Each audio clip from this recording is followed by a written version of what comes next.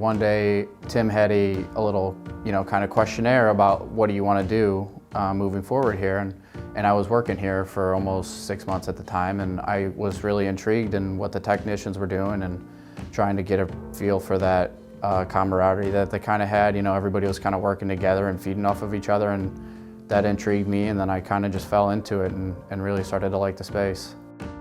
It was a lot because I wasn't necessarily super experienced in the field, but everybody here super helped me out. I had other higher level technicians helping me out and walking me through stuff, and then I eventually switched gears in school to really focus on that as well.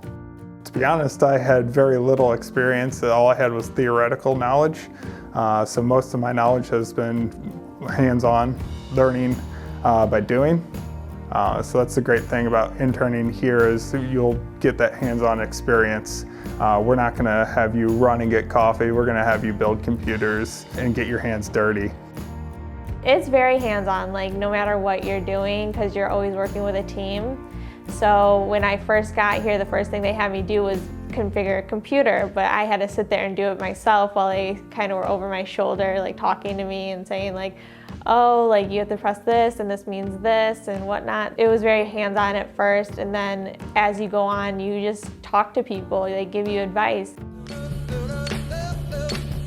We like to have fun. IT can be a stressful, thankless position because people are calling because they're frustrated because something's not working.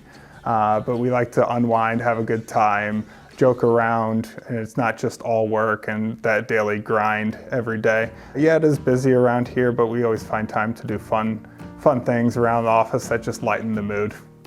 It's just very teamsy, I would say. That's the way I'd describe it. It's all a big team, and you're gonna talk to everybody and learn everything just because they want to teach you and they care about teaching you. And so it's nice that you get the time and the effort from everybody.